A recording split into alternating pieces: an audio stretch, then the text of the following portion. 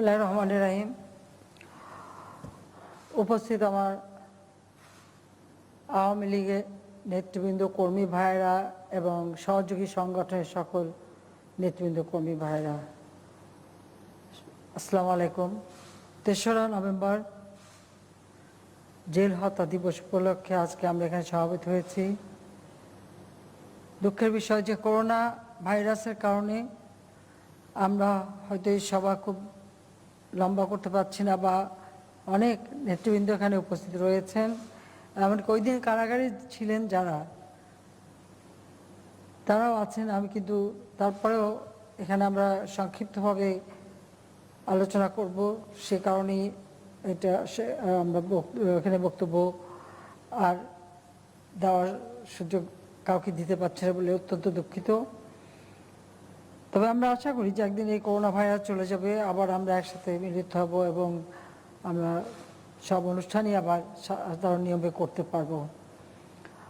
আমি আজকের দিনে গভীর শ্রদ্ধা জানাই সর্বকালের সর্বশ্রেষ্ঠ বাঙালি জাতির পিতা বঙ্গবন্ধু শেখ মুজিবুর রহমানের প্রতি, শ্রদ্ধা জানাই ৩০ লক্ষ শহীদের প্রতি, ২ লক্ষ মা বোনের প্রতি, শ্রদ্ধা জানাই আমাদের জাতীয় চার নেতা সৈয়দ নজরুল ইসলাম, তাজউদ্দিন আহমেদ, মনসুর আলী এবং কামরুজ্জামান, যারা ৩রা নভেম্বর কেন্দ্রীয় কারাগার ঢাকা, যেখানে তাদেরকে নির্মমভাবে হত্যা করা হয়েছিল, তাদের আমি আজকের দিনে আমরা স্মরণ করি এবং তাদের স্মরণ করি আজকের এই সভা।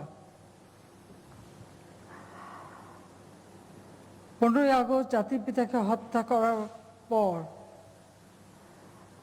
আমরা দেখেছি ক্ষমতা অবৈধভাবে দখল করার খেলা, এবং সেই দিন বাংলাদেশের রাষ্ট্রপতি জাতির পিতা বঙ্গবন্ধু শেখ মুজিবুর রহমানকে হত্যা করা হয়েছে। সেই একই সাথে আমার মা বেগম ফজিলাতুন্নেছা মুজিব, আমার ভাই কামাল জামাল রাসেল, আমার একমাত্র চাচা শেখ আবু নাসের এবং কামাল জামাল নবপরিণীত বধূ সহ সেই দিন আমাদের বাসার প্রায় সকল সদস্যকেই হত্যা করা হয়েছে। সেই একই সাথে আমার মেজ ফুপুর বাড়িতে আক্রমণ করে যুবনেতা শেখ ফজলুল মনিকে হত্যা করা হয়েছে, তার অন্তঃসত্ত্বা স্ত্রী আরজুমনিকে হত্যা করা হয়েছে। আর সেজপুর বাড়িতে আক্রমণ করা হয়েছে আব্দুর রাব সানিয়াবাদ, তিনি মন্ত্রী ছিলেন, এবং তার 13 বছরের মেয়ে বেবি, 10 বছরের মেয়ে আরিফ, 4 বছর নাতি সুকান্ত, ভ্রাতুষ পুত্র ভাগ্নে সহ আরও অনেক সদস্য সেখানে নির্মমভাবে হত্যার শিকার হয়। কামাল জামালের নবপরিণীত বধূ সুলতানা রোজি, রোজি আমার ছোট ফুপুর মেয়ে, তাকেও হত্যা করা হয়েছে, তাদেরকেও। 15ই আগস্টের হত্যার পর এই ঘটনাটাকে এমনভাবে দেখানো হচ্ছিল যেটা একটা পরিবারকে হত্যা করা, কিন্তু আমাদের পরিবারের যে সদস্য যারা সেই দিন শাহাদাত বরণ করে, তাদের আত্মার মাগফিরাত কামনা করে আমি এটুকু বলবো যে শুধু হত্যাই করা হয়নি, সেই দিন নানাভাবে অপপ্রচার চালানো হয়েছিল। এমন একটা মানুষের মাঝে বিভ্রান্তি সৃষ্টির চেষ্টা হয়েছিল যে এই হত্যাকাণ্ডটা যেন শুধু একটা পরিবার এবং রাষ্ট্রীয় ক্ষমতায় আছে তাই তাদেরকে হত্যা করা হয়েছে। কিন্তু এরপরেই আমরা দেখলাম 3রা নভেম্বরের ঘটনা। 15ই আগস্ট বঙ্গবন্ধু শেখ মুজিবকে হত্যা করার পর ক্ষমতায় দখল নিল সংবিধান লঙ্ঘন করে খুনি মোস্তাক। আর খুনি মোস্তাক যে চক্রান্ত করেছিল, সেই চক্রান্তে তাদের সাথে যারা ছিল সেটা প্রমাণিত হয়ে গেল যখন মোস্তাক রাষ্ট্রপতি হয়ে সাথে সাথে জাল জিয়াউর রহমানকে সেনাবাহিনী প্রধান করল, যেটা খুব স্বাভাবিকভাবে প্রতীয়মান হয় যে এই ষড়যন্ত্রের সাথে মোস্তাকের একেবারে ডান হাতি ছিল জিয়াউর রহমান। এবং তারা শুধু ক্ষমতা দখল না, খুনিদেরকে ইন্ডেমনিটি দেওয়া এবং দেশটাকে, আমাদের যে মুক্তিযুদ্ধের চেতনা, সেই চেতনার থেকে সম্পূর্ণ ভিন্ন পথে তারা নিয়ে যাওয়া শুরু করলো এবং সারা বাংলাদেশ একটা খুনিদের রাজত্ব। এরপরে যখন 3রা নভেম্বরের ঘটনা, অর্থাৎ 2 তারিখ 2রা নভেম্বর রাতে কেন্দ্রীয় কারাগারে খুনিদের প্রবেশ, খুব স্বাভাবিকভাবে প্রশ্ন ওঠে যে রাতের বেলা, কারণ কারাগার সবসময় সূর্য ডোবার আগেই কারাগারে লক আপ হয়, এরপর কেউ আর প্রবেশ করতে পারে না। কিন্তু সেই দিন গভীর রাতে যখন কারাগারে এই 15 আগস্টের খুনিরা যে হাজির হলো কারাগারে প্রবেশ করবার জন্য, তো কারাগারে যারা দায়িত্বপ্রাপ্ত ছিল তারা সেখানে বাধা দিয়েছিল, কারণ তারা বলেছিল যে এভাবে কারাগারে প্রবেশ করা যায় না। সেই সময় অজ্ঞাত স্থান থেকে টেলিফোন যায় যে না, তাদেরকে প্রবেশ করতে দেওয়া হোক, কারণ তারা নেতাদের সঙ্গে আলোচনা করতে যাচ্ছে, কিন্তু সেই সাথে তারা আবার অস্ত্র নিয়ে যাবে, সেখানেও তারা বাধা দিয়েছিল। কিন্তু সে বাধাটাও তাদেরকে বিরত করা হলো যে না, তারা যেভাবে যেতে চায় সেইভাবেই যেতে দেওয়া হোক। এবং কারাগারের যে সেলে আমাদের এই নেতারা ছিলেন, অন্য সকল নেতাকে সরিয়ে দিয়ে 4 জনকে একটা সেলের মধ্যে নিয়ে আসা হয়, আর এখন সেখানেই তাদের নির্মমভাবে গুলি করা হয়। এক দফা গুলি করে যখন ফিরে আসার সময় যখন কেউ পানি পানি করে চিৎকার করছে, ফিরে যে আবার গুলি চালায় এবং বেনর দিয়ে খুঁচিয়ে তাদের হত্যা নিশ্চিত করে। এবং কাদেরকে হত্যা করল? জাতির পিতা বঙ্গবন্ধু শেখ মুজিবুর রহমান সেই রাষ্ট্রভাষা বাংলার মর্যাদা প্রতিষ্ঠার আন্দোলন থেকে নিয়ে শুরু করে 6 দফা, 70-এর নির্বাচনে বিজয়, মুক্তিযুদ্ধ পরিচালনা এবং মুক্তিযুদ্ধের বিজয় অর্জন করেছেন যাদেরকে নিয়ে, এবং তারই পরিকল্পনা অনুযায়ী জাতির পিতা যখন 25শে মার্চ যখন পাকিস্তানি হানাদার বাহিনী গণহত্যা শুরু করে এবং তারপরে তিনি যখন স্বাধীনতার আনুষ্ঠানিক ঘোষণাটা প্রচার করেন, যে ঘোষণাটা সারা বাংলাদেশে তখনকার ইপিআর এর ওয়্যারলেসের মাধ্যমে এবং পুলিশের ওয়্যারলেসের মাধ্যমে সারা বাংলাদেশে ছড়িয়ে, যেমন প্রত্যেকটা থানায় থানায় যখন খবর পৌঁছানো হয় যে তিনি স্বাধীনতার ঘোষণা দিয়েছেন, এবং টেলিগ্রাম, টেলিপ্রিন্টের মাধ্যমে সেই তথ্য পৌঁছে যায়। এবং ঐতিহাসিক 7ই মার্চের ভাষণে বঙ্গবন্ধু শেখ মুজিব যে প্রত্যেকটা এলাকায় সংগ্রাম পরিষদ গড়ে তুলতে নির্দেশ দিয়েছিলেন, সেই সংগ্রাম পরিষদের নেতারা সেই ঘোষণার কপি নিয়ে সেগুলি প্রচার শুরু করে দেন সমগ্র বাংলাদেশে। এই ঘোষণা দেওয়ার সাথে সাথেই জাতির পিতাকে গ্রেপ্তার করা হয় এবং গ্রেপ্তার করে তাকে পাকিস্তানের কারাগারে বন্দী করা হয়। কিন্তু তিনি সমস্ত ব্যবস্থা করে গিয়েছিলেন, কিভাবে মুক্তিযুদ্ধ চলবে, কোথায় অস্ত্র পাবে, ট্রেনিং হবে, সমস্ত ব্যবস্থায় তিনি বলেছেন যদি 70-এর নির্বাচনে আমরা জয়ী হই, পাকিস্তানিরা ক্ষমতা দেবে না, আমাদের যুদ্ধ করতে হবে এবং যুদ্ধে আমরা বিজয় হব। এবং সেই যুদ্ধের সমস্ত পরিকল্পনা তিনি দিয়েছেন এবং সেই মোতাবেকই কাজ হয়। স্বাধীন বাংলাদেশের প্রথম সরকার গঠন করা হলো 1971 সালের 10 এপ্রিল এবং 17 এপ্রিল মুজিবনগর, যেটা আজকে কুষ্টিয়ার একটা মহকুমা ছিল মেহেরপুর, এখন সেটা মেহেরপুর জেলা, সেই জেলার আম্রকানন বৈদ্যনাথরা, সেখানেই অর্থাৎ স্বাধীন বাংলার মাটিতেই স্বাধীন গণপ্রজাতন্ত্রী বাংলাদেশের প্রথম সরকার শপথ নিয়েছিল। বঙ্গবন্ধু শেখ মুজিবুর রহমানকে রাষ্ট্রপতি, সৈয়দ নজরুল ইসলাম উপরাষ্ট্রপতি, তাজউদ্দিন আহমদকে প্রধানমন্ত্রী করে সরকার গঠন করা এবং সেই সরকার শপথ নেয়। যেহেতু বঙ্গবন্ধু শেখ মুজিব পাকিস্তানি হানাদার বাহিনীর হাতে বন্দী হয়ে যান, তাই সৈয়দ নজরুল ইসলাম উপরাষ্ট্রপতি হিসেবে অস্থায়ী রাষ্ট্রপতি হয়ে তিনি পরিচালনা করেন গণপ্রজাতন্ত্রী বাংলাদেশ সরকার। এবং মুক্তিযুদ্ধ পরিচালনার মধ্য দিয়ে আমাদের বিজয় অর্জন হয়। এরপর 10ই জানুয়ারি যেহেতু আমাদের বিজয় অর্জিত হয়েছিল, প্রায় 96,000 পাকিস্তানি আটকা পড়ে এই বাংলাদেশের মাটিতে, এবং আন্তর্জাতিক যে ব্যাপক চাপ, সে কারণেই পাকিস্তানি শাসকরা বাধ্য হয়, কারণ ইহাইয়ার পতন হয়, ভুট্টো ক্ষমতায় আসে, তারা বাধ্য হয় বঙ্গবন্ধু মুজিবকে মুক্তি দিতে, এবং তিনি ফিরে আসেন 10ই জানুয়ারি বাংলাদেশের মাটিতে। তো 10ই জানুয়ারি ফিরে এসে 11 তারিখে সভা হয়, তাজউদ্দিন বাসায় মিটিং হয়, এবং কিভাবে সরকার পরিচালনা হবে ইত্যাদি সব কিছু নিয়ে তখন আলোচনা হয়। কাজে সেইভাবে তারপরে রাষ্ট্র পরিচালনা তারা শুরু করে একটা যুদ্ধ বিধ্বস্ত দেশ গড়ে তোলার কাজ। মাত্র 3.5 বছরের মধ্যে এই দেশটাকে গড়ে তুলেছিলেন একটা বিধ্বস্ত বাংলাদেশ। পৃথিবীর কোনো দেশে এইরকম যুদ্ধের পর একটা গেরিলা যুদ্ধ যেখানে হয়েছে, তার উপর 24 বছরের শোষণ এবং যুদ্ধের ধ্বংসস্তূপের উপর দাঁড়িয়ে যাত্রা শুরু করে একটি দেশকে যখন বঙ্গবন্ধু শেখ মুজিব গড়ে তোলেন, তখনই কিন্তু একটা আঘাত আসে।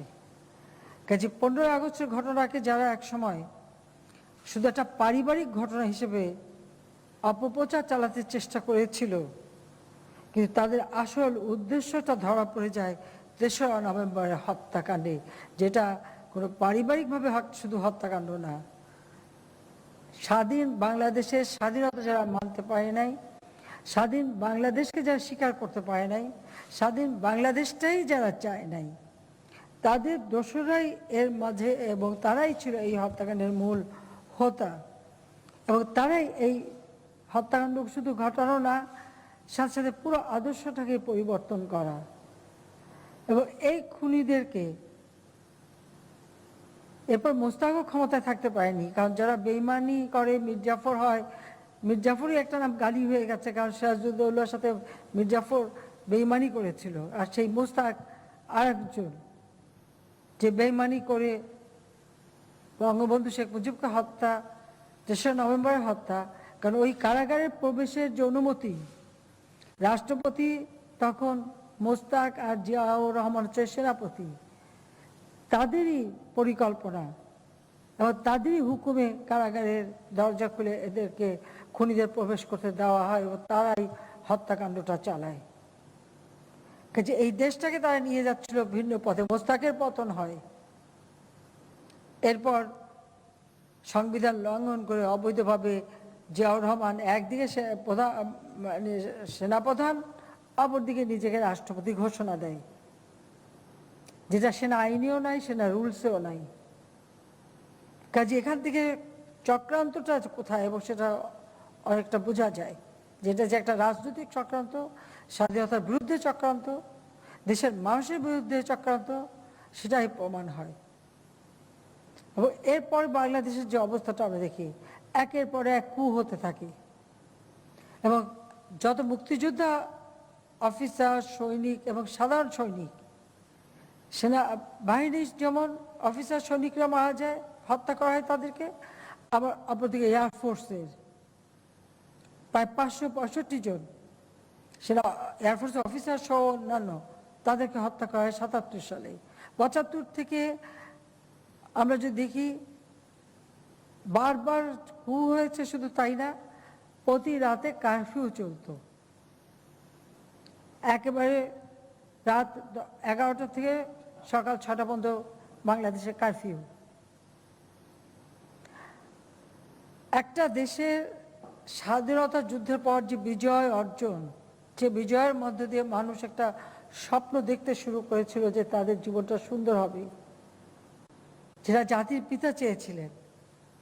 সারা বাংলাদেশ যিনি চারণে বেশি ঘুরেছেন, সারা বাংলাদেশের মানুষের তাদের দারিদ্রতা, তাদের কষ্ট, তাদের দুঃখ তিনি নিজের চোখে দেখেছেন। তিনি নিজের জীবনে কিছুই চাননি, এই বাংলাদেশের মানুষের স্বাধীনতা এনে দেবেন এবং সেই সাথে তাদের আর্থসামাজিক উন্নতি করবেন। এটাই ছিল বঙ্গবন্ধু শেখ মুজিবের একমাত্র লক্ষ্য, যে বাংলাদেশের মানুষ খেয়ে পরে সুন্দরভাবে বাঁচবে। আর মুক্তিযুদ্ধের বিজয়ের পর সারা বিশ্বব্যাপী আমাদের যে একটা সম্মান ছিল যে আমরা বিজয়ী জাতি, 15ই আগস্ট জাতির পিতাকে হত্যার পর সেই সম্মানটাও আমরা হারাই। একটা খুনির জাতি হিসেবে মানুষের কাছে পরিচিত হতে হয়।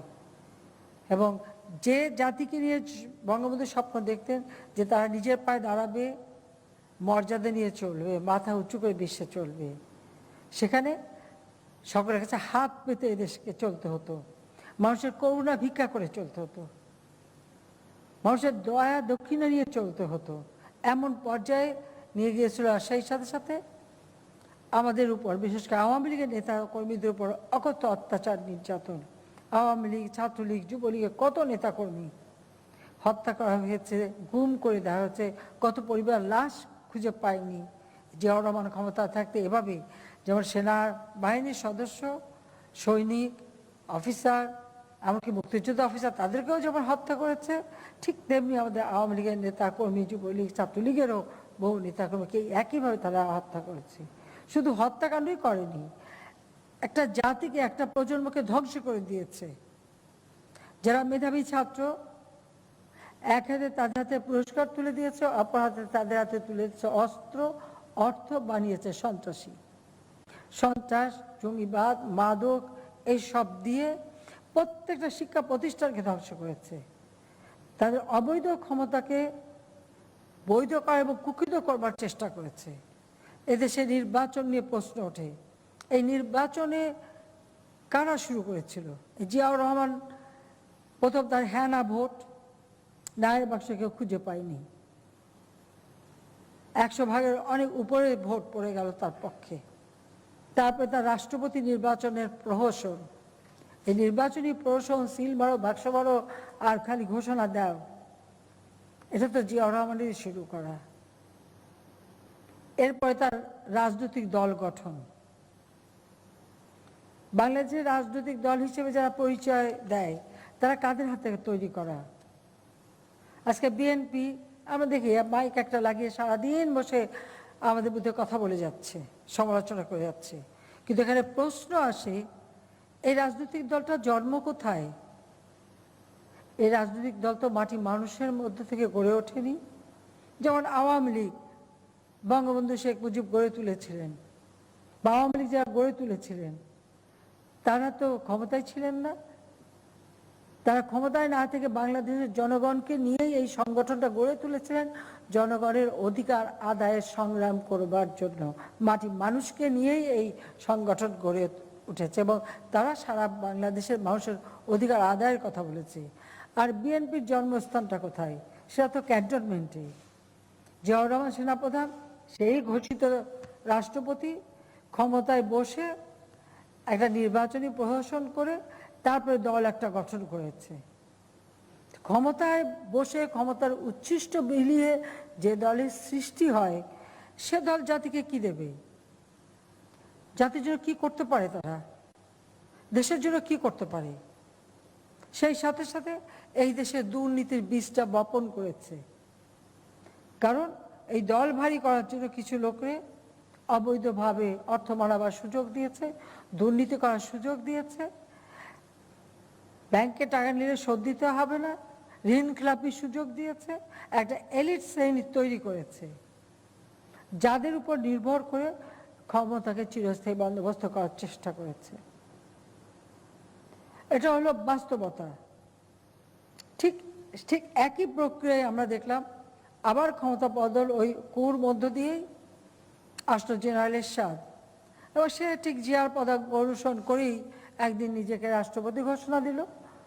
ঘোষণা দিয়ে আবার ওই একই প্রক্রিয়ায় দল গঠন, কারণ সে দলও গঠিত হলো ওই ক্ষমতার উচ্ছিষ্ট বিলিয়ে।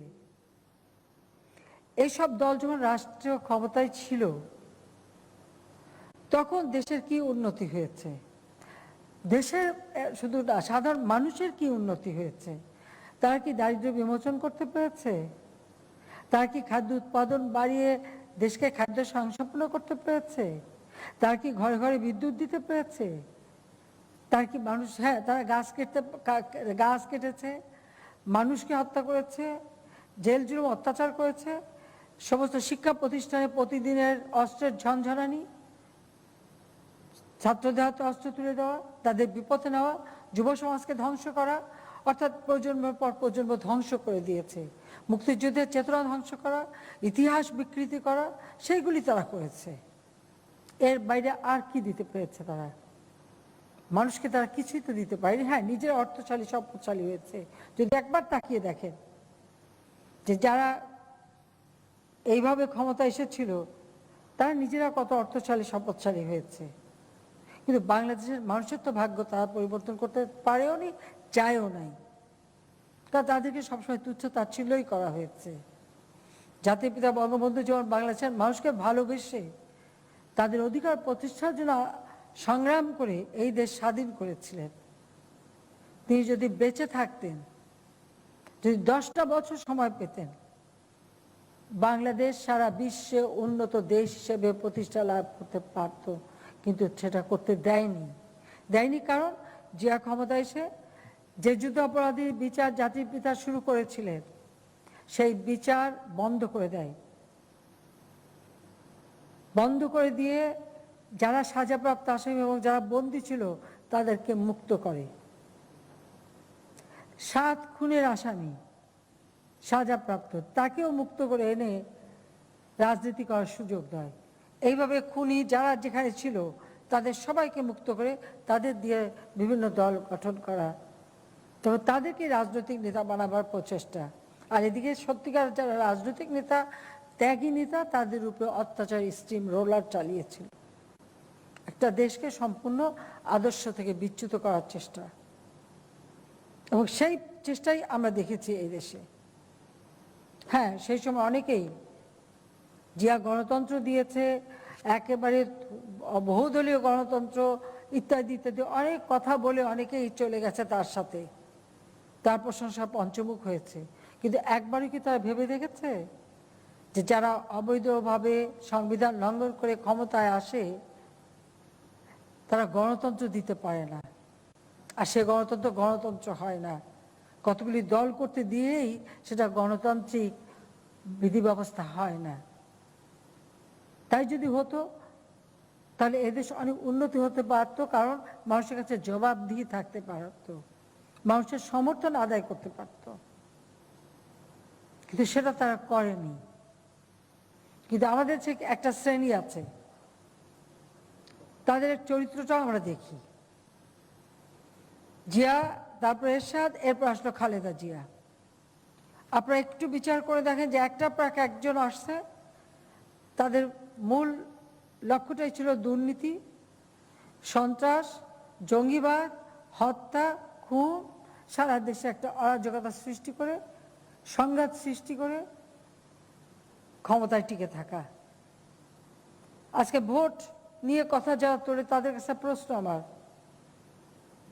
জিয়ার নির্বাচন দেখুক আর এরশাদের নির্বাচন দেখুক, আমরা আওয়ামী লীগ সবসময় নির্বাচনের পক্ষে, আমরা নির্বাচন করতে চেয়েছি, নির্বাচন অংশগ্রহণ করেছি, কিন্তু আমরা নির্বাচনে কি চেহারা দেখেছি? সেখানে তো জনগণ লাগেনি। কথাই ছিল 10টা হুন্ডা 20টা গুন্ডা, নির্বাচন ঠান্ডা। এটাই তো বাস্তবতা। ভোটার লিস্টে কোনো বালাই ছিল না। এভাবেই তারা নির্বাচনগুলি করেছে। একেবারে সর্বশেষের দিকে আসেন, 2001-এর নির্বাচনে কিভাবে আমাদেরকে হারানো হলো। আমরা তো ভোটে হারিনি, সেখানেও একটা চক্রান্ত হলো। এরপর তার পরবর্তীতে আমরা কি দেখলাম? 1,23,00,000 ভুয়া ভোট 2006 সালে যে নির্বাচনের জন্য প্রস্তুত করা হলো, সেই ভোটার লিস্টে ওই 1,23,00,000 ভুয়া ভোটার দিয়ে ভোটার লিস্ট বানানো হলো। এবং বিএনপির আমলে যখন 2001-এ খালেদা জিয়া দ্বিতীয়বার ক্ষমতা আসলো, বাংলাদেশ দুর্নীতিতে 5 চ্যাম্পিয়ন হলো, বাংলা ভাই জঙ্গিবাদ সৃষ্টি হলো। ঠিক এইভাবেই একটা দেশকে তারা আবার ধ্বংসের দিকে নিল। 96 থেকে 2001 আওয়ামী লীগ ক্ষমতায় ছিল, আর আমরা ক্ষমতায় এসেছিলাম কীভাবে? কারণ সেখানেও খালেদা জিয়া 91 সালে ক্ষমতায় আসলো জিয়া জামাতের হাত ধরে, কারণ কোনো দল সংখ্যাগরিষ্ঠ পায়নি, তাই জামাতের হাত ধরে খালেদা জিয়া প্রধানমন্ত্রী ক্ষমতা আসলো। আর সেই ক্ষমতায় টিকে থাকার জন্য 96 সালের 15ই ফেব্রুয়ারি একটা নির্বাচন করলো, যে নির্বাচনে কোনো দল অংশগ্রহণ করেনি। ভোটারবিহীন একটা নির্বাচন, 2% ভোট পড়ে নাই, কিন্তু সে দেখালো যে 2/3 মেজরিটি পেয়ে পার্লামেন্টে। এরই প্রতিবাদে আমরা আন্দোলন করেছিলাম। ফেব্রুয়ারি 15-তে ইলেকশন হয়েছে, আমরা আন্দোলন করেছি। মার্চের 30 তারিখে খালেদা জিয়া জনগণের অভ্যুত্থানে বাধ্য হয়েছিল পদত্যাগ করতে। মাত্র 1.5 মাসের মধ্যে তাকে পদত্যাগ করে চলে যেতে হয়েছিল ভোট চুরির অপরাধে। বিএনপির যে নেতারা কথা বলে তাদেরকে একটু এই কথাটা আপনারা দয়া করে স্মরণ করিয়ে দেবেন, কারণ মানুষ তো ভুলে যায় যে খালেদা জিয়াকে 30শে মার্চ পদত্যাগ করতে বাধ্য হয়েছিল কেন।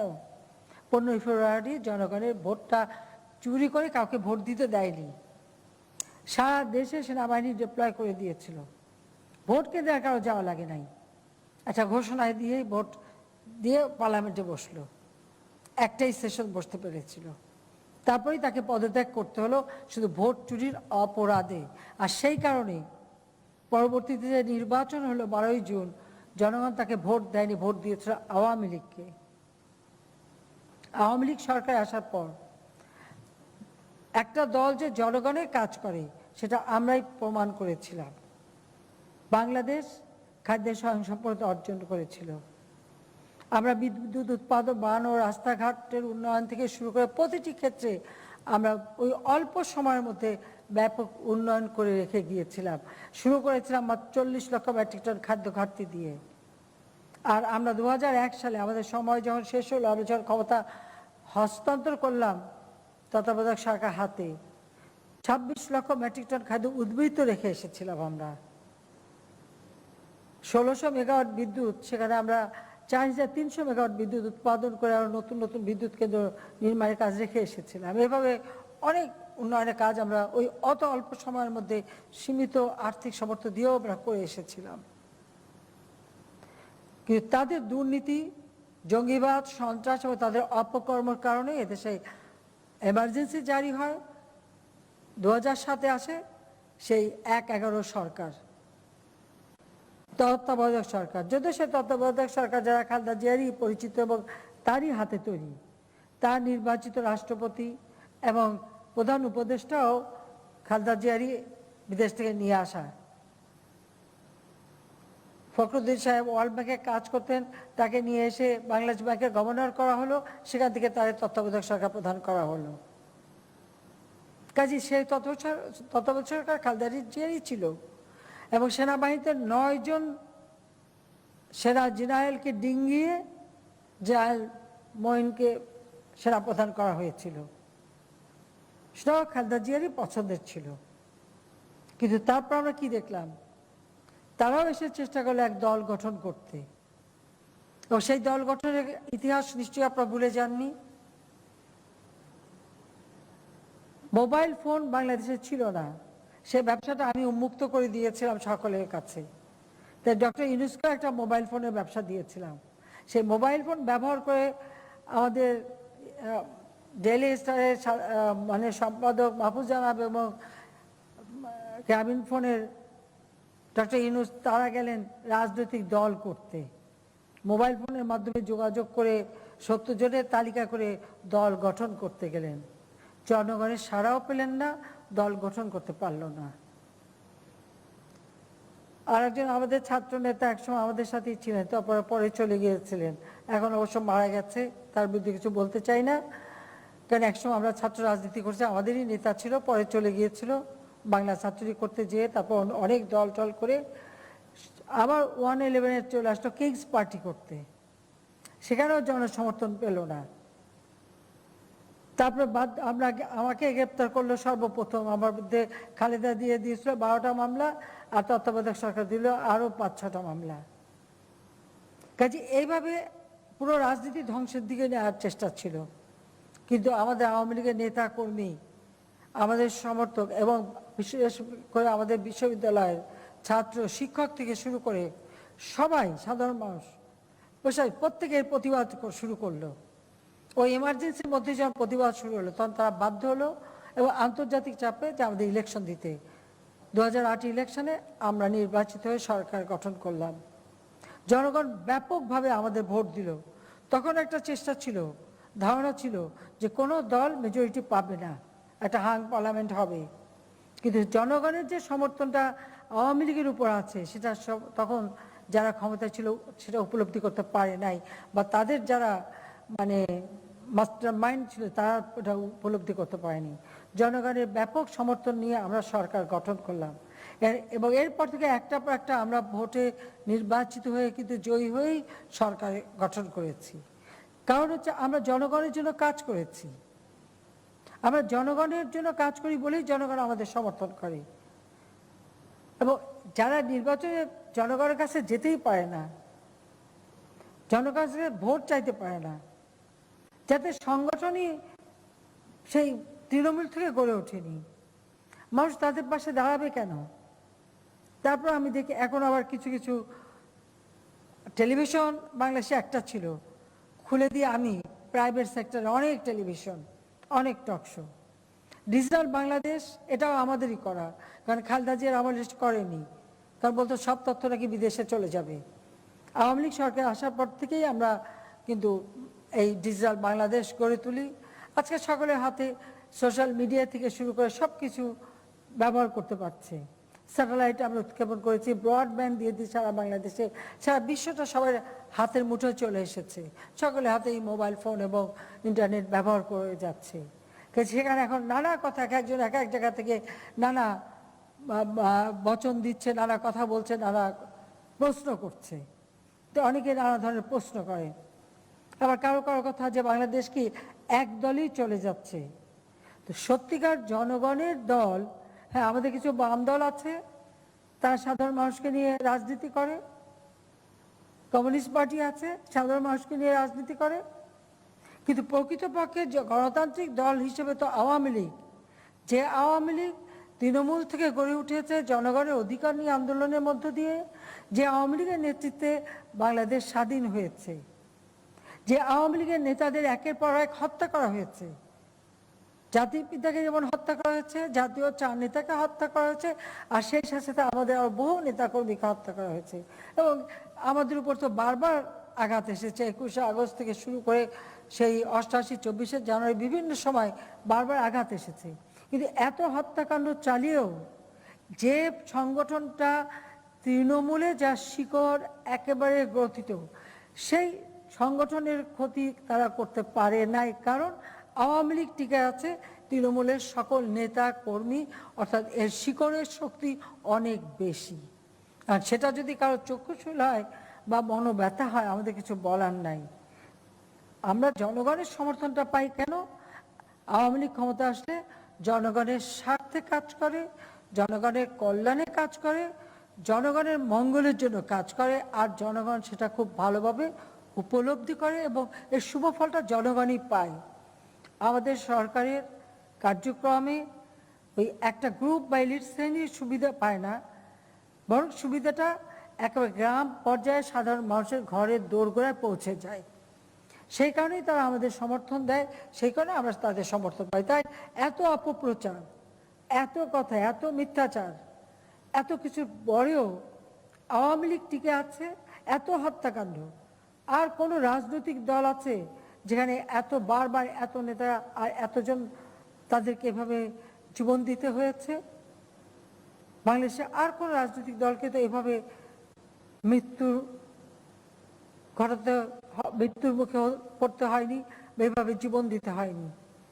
প্রত্যেকটা আন্দোলন সংগ্রামে এই দেশের মানুষের অধিকার প্রতিষ্ঠা করতে গিয়ে যদি শহীদের তালিকা দেখি, সেখানে আমরা ওই আওয়ামী লীগ, ছাত্রলীগ, যুবলীগ, আমাদের মুজিব আদর্শের সৈনিক, তাদের তালিকায় আমরা দেখি। তারাই জীবন দিয়ে বারবার জনগণের কথা বলে গেছে, জনগণের অধিকার প্রতিষ্ঠা করে গেছে। তাই যখন আমরা 2018 পর থেকে সরকার এসেছি, অনেকভাবে চেষ্টা করা হয়েছে ক্ষমতা উৎখাত করা, নানা ধরনের। আমাদের বিডিআরের ঘটনা ঘটানো হলো, হেফাজতের ঘটনা ঘটানো, নানা ধরনের ঘটনা, বহু রকমের কারসাজি করার চেষ্টা। কিন্তু জনসমর্থন না থাকলে ষড়যন্ত্র করে খুন করে ফেলা যায়, হত্যা করে ফেলা যায়, কিন্তু জনসমর্থন না থাকলে কেউ ক্ষমতাটা টিকে থাকতেও পারে না, দেশে কল্যাণও করতে পারে না, যেটা হচ্ছে বাস্তবতা। আর আওয়ামী লীগ টিকেই আছে শুধু জনগণের জন্য কাজ করার মধ্য দিয়ে, কারো দয়া ভিক্ষা করে না, আর কারো করুণা ভিক্ষা করে না। যারা এই অপপ্রচার চালাবার চেষ্টা করে, যারা সংঘাত সৃষ্টি করবার চেষ্টা করে, যারা মানুষকে বিভ্রান্ত করার চেষ্টা করে, তাদেরকে আমি এটাই বলবো যে তারা কি ৩রা নভেম্বরের ঘটনায় একবার কোনোদিন ভেবে দেখেছে? তারা কি এই ঘটনার সাথে কারা জড়িত সে কথা একবার চিন্তা করেছে? জেলখানার মতো একটা সুরক্ষিত জায়গায় খুনিদেরকে প্রবেশ করার কে পারমিশন দিয়েছিল, কে অনুমতি দিয়েছিল? তারা কি কখনো সেটা দেখেছে, চিন্তা করেছে? সে চিন্তা তো তারা করেনি। তাদের বিবেক তো সেখানে নাড়া দেয় না, তাদের বিবেক তো সে কথা বলে না যে নেতারা দিন রাত পরিশ্রম করেছে, যুদ্ধ পরিচালকরা আমাদের বিজয় এনে দিয়েছে, তাদেরকে কারাগারের মধ্যে নির্মমভাবে হত্যা করা হলো। আর জাতির পিতাকে তো সব পরিবারের মালিক আমার 10 বছরের ছোট শিশু ভাইটিকেও ছাড়েনি, যেন ওই রক্তের কেউ যেন বেঁচে না থাকে, ক্ষমতায় না আসে। আমি রেহানা বিদেশে ছিলাম, বেঁচে গিয়েছিলাম। আওয়ামী লীগ আমাকে সভানেত্রী নির্বাচিত করলো, আমি বাংলাদেশে শত প্রতিকূল অবস্থার মধ্যে ফিরে এসেছি। তার আগে 79 সালে রেহানা প্রথম সেই সুইডেনে যে হত্যার প্রতিবাদ করে বক্তব্য রেখেছিল।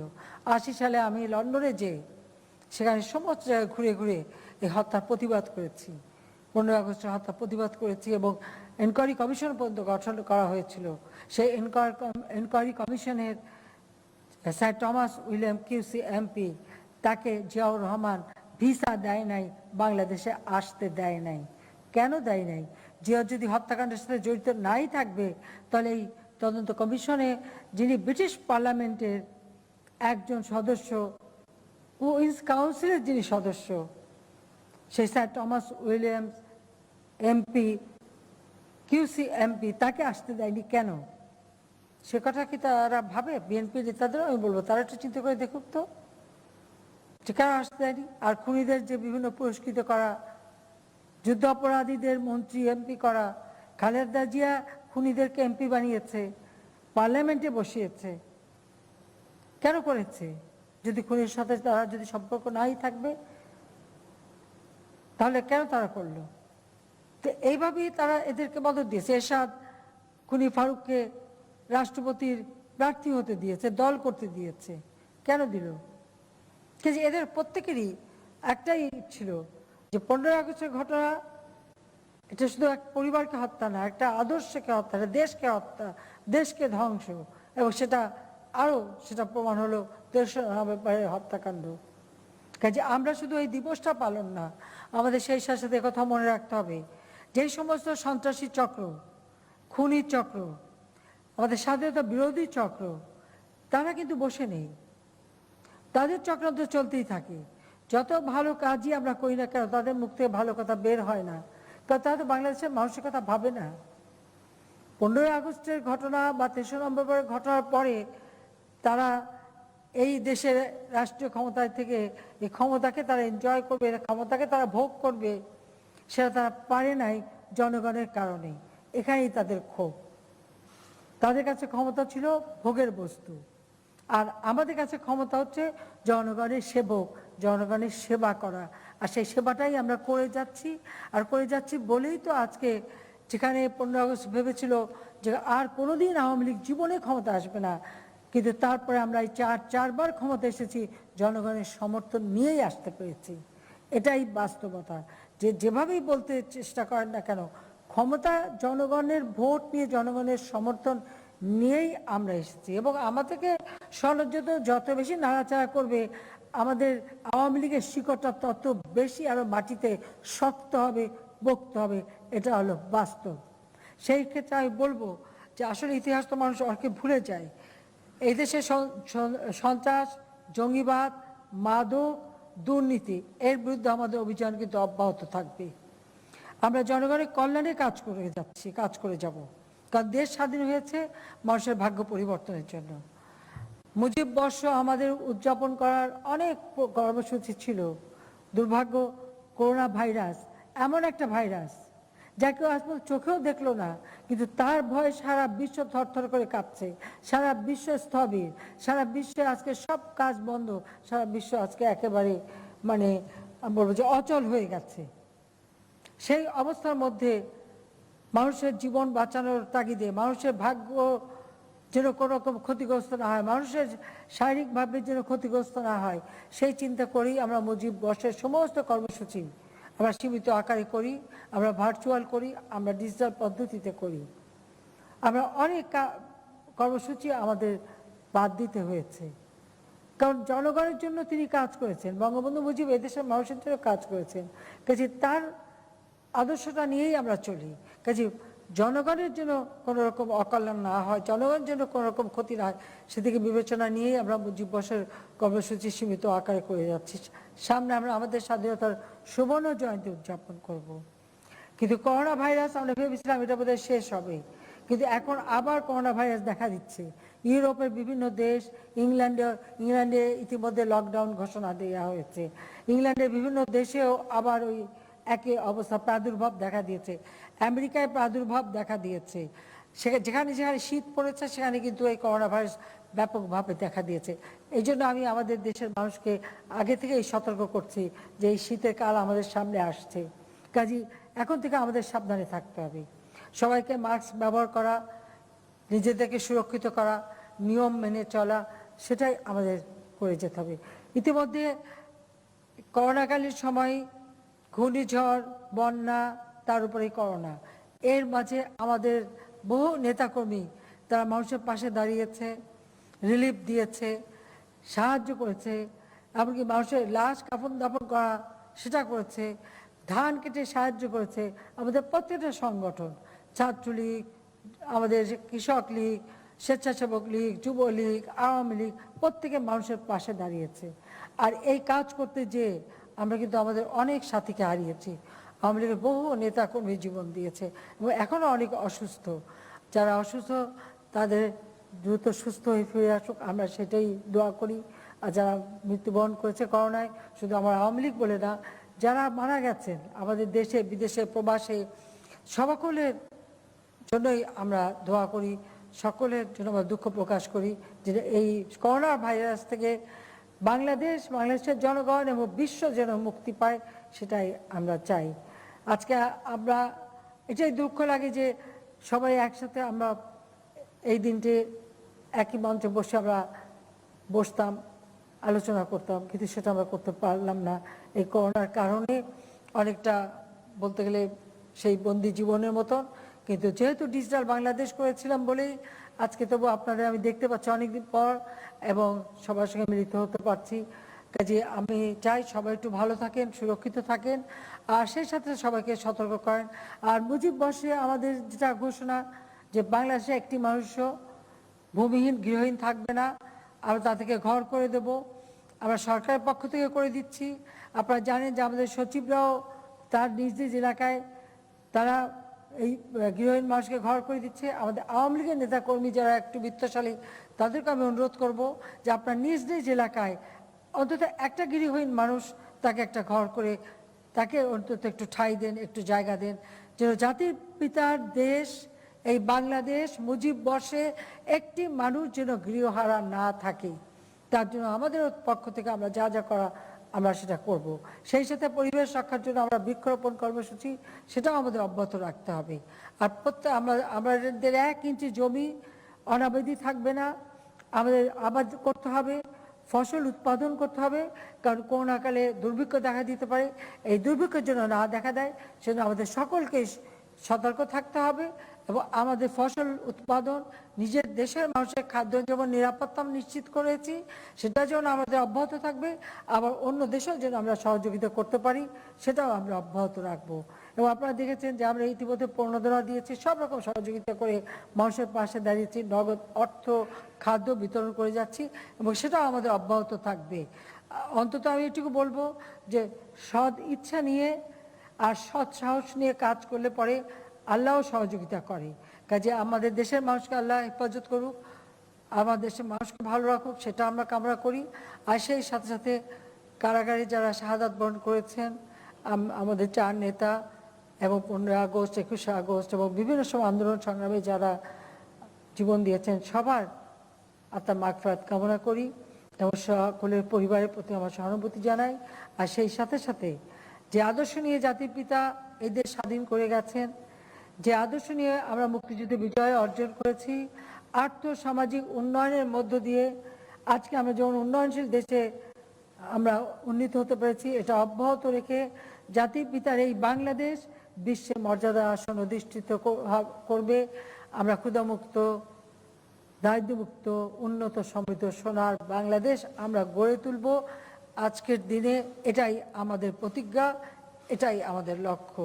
আমরা জাতীয় চার নেতাকে স্মরণ করে এবং জাতির পিতা বঙ্গবন্ধু শেখ মুজিবকে স্মরণ করে আমরা সেই প্রতিজ্ঞাই নিচ্ছি যে তাদের রক্ত বৃথা যাবে না।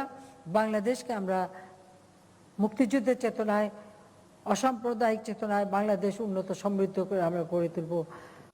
দীর্ঘ সময় বক্তব্য দিলাম, অনেকদিন পরে আপনার সঙ্গে দেখা হলো। সবাই ভালো থাকবেন, সবাই সুস্থ থাকেন সেই দোয়া করি। আবার দেখা হবে। খোদা হাফেজ। জয় বাংলা, জয় বঙ্গবন্ধু, বাংলাদেশ চিরজীবী হোক।